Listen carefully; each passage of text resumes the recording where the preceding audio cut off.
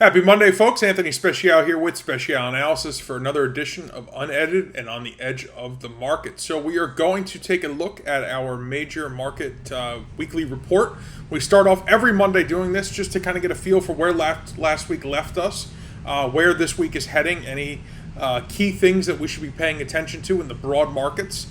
Typically tomorrow on Tuesday we recap any open positions we've been watching. So make sure you tune in tomorrow for the same thing. We're going to take a dive into a handful of tickers we've been watching now for quite some time. We'll see what's turned out. I have for later in the week I've got stacked a couple opportunities to share with you that some readers of my service called Speciale Analysis Weekly had the opportunity to capture. So that also all learning experiences. Take the time, tune in. These videos are, typically less than 10 minutes long. It's not to waste your time. It's just to deliver you the best, most efficient information. So without further ado, let's open up the chart and take a look. First up on the hit list is the Dow Jones Industrials Futures Average. You can see uptrend. Market kind of went into some form of topping pattern, rolled over. The orange structure is really holding prices back. Whereas for the past 2 weeks, this teal structure has been supporting prices. We did close last week, and last week's price action was lower than the week prior to, but support was in fact found in the same place support was found the week before. So we would need to overcome this teal structure for the next leg down. Directly above, we have the orange and black resistance structures we would have to overcome before taking a stab at the 200-day moving average. Next on the hit list, NASDAQ futures, looks somewhat similar, a little bit different. Percentage-wise, it's certainly different, but big uptrend here. We finally had the break, the rollover. Prices fighting trying to break through this orange resistance structure. We have the black structure not far behind. Again, then we would have the teal and then the 200-day to overcome to really put this market back on an upward trajectory. But in the meanwhile, this teal and orange structure, should be reactive to price, at least continue downside here. We'd have to get through some of this mess of support, just like we'd have to get through this mess of resistance in order to find something actionable. But at the moment, a bit of consolidation here. You can see 1, 2, 3, 4 weeks, kind of fairly sideways here. I mean, we placed a little low, but we haven't gone far in the past month, let's put it that way. A lot of excitement prior to that, but lately, and guys, this is in part sometimes of summer trading. I mean, July and August are typically a little bit more quiet than other times during the year. So the volatility should pick up as we, get towards Labor Day, but we got a couple weeks to go before we hit that mark anyway. Next up, S&P 500, reactive to this black channel here, closed below it, closed back above it.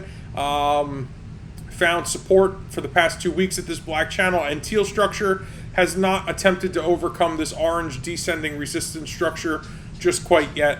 We would need to get a clearance above that in order to then look for how price would react to the 200-day moving average. So we got a ways to go on this as well. Again, about 4 weeks of sideways action, nothing very sexy or interesting to offer at the moment.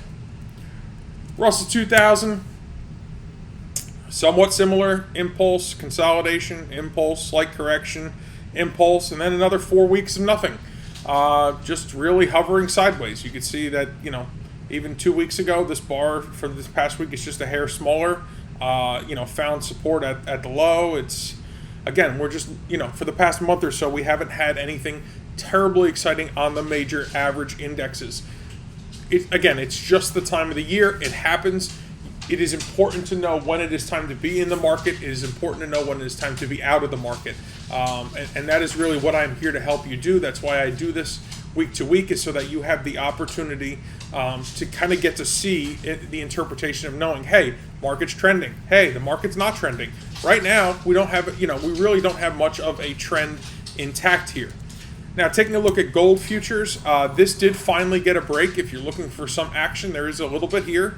We had an impulse, some consolidation, an impulse, some consolidation, and we've just experienced another impulse. So does the market consolidate? It's possible.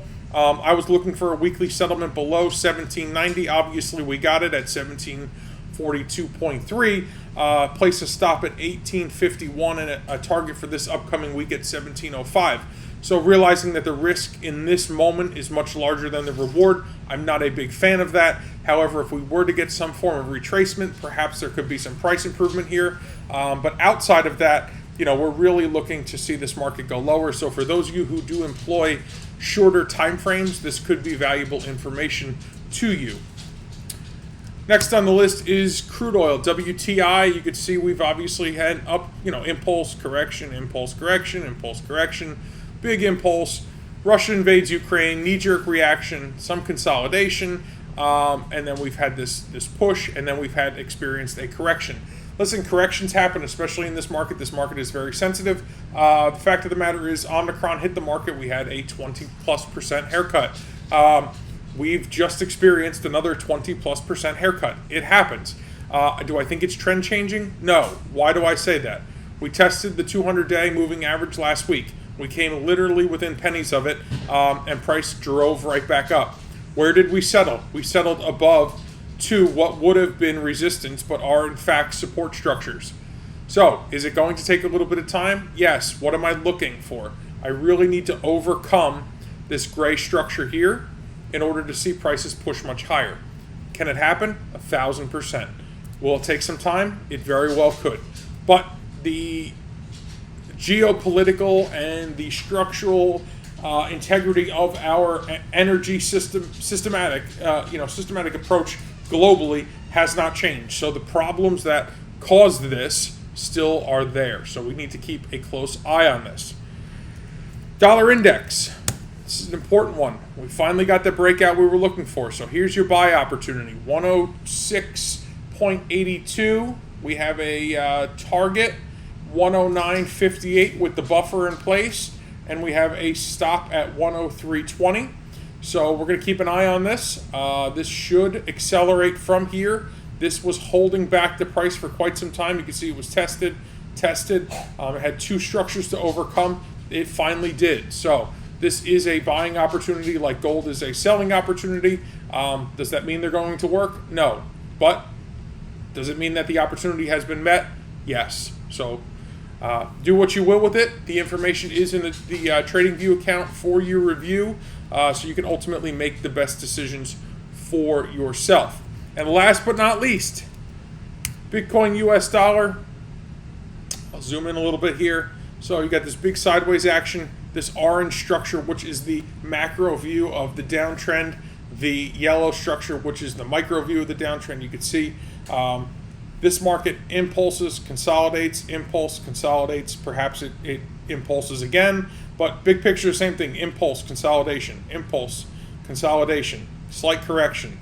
So we're in a consolidation period. I do see meaningful support somewhere in and around this 15,000 and change area. Does that mean that it's going to hold the price? It does not.